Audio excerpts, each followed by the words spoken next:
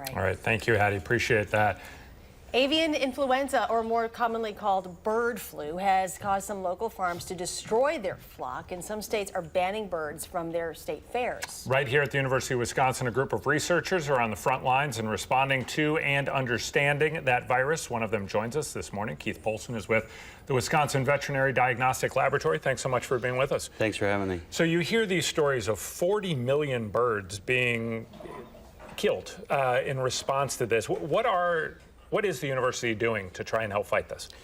Really depends on where we are in the university. So I'm part of the Wisconsin Veterinary Diagnostic Lab, and the big part of what we do is help the USDA and DACCAP with surveillance. So as part of their surveillance on hot farms and the concentric circles around the farm, to be testing farms in that area.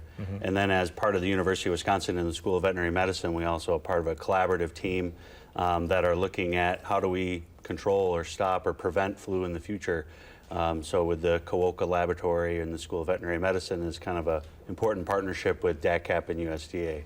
So it was back on April 11th when H5N2 virus was first detected at a commercial farm in Jefferson County. Now, since then, there have only been 9. So what do you attribute to the slowdown? You know, that's a good question. And if we knew more about this particular strain of virus, I think we would know more about the population dynamics and how the virus is spread, but we don't. It's very unpredictable, and hopefully what the USDA and influenza specialists are predicting is that as the weather warms up, the migratory birds are now in Canada or as north as they're going to go. That's really what we're hoping is going to slow down new hotspots in the state and in the United States. How concerning is this? Well, it's not just first of all, it's animal health and well-being, and animal health and well-being really has a direct connection to food safety and profitability in the agribusiness community, which we all know in Wisconsin is a very, very important to the economy.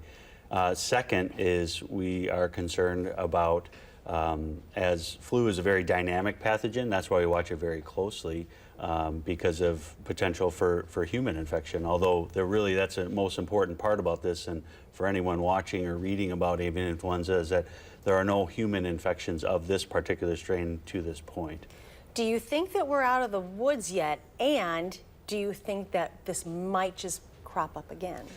That's what they're predicting is on the crop up again, was Really? as the migratory birds move back south for the winter and the weather cools down where influenza is more vibrant in the environment, we're expecting to see hotspots crop up again. Now in Wisconsin, we've been quite lucky where we haven't had any new infections for several days into the weeks. But it's, as we said before, as a very unpredictable pathogen, when you're seeing new hotspots crop up in our neighbor states, it's really hard to say. Yeah, I think we've been pretty lucky to this point right now.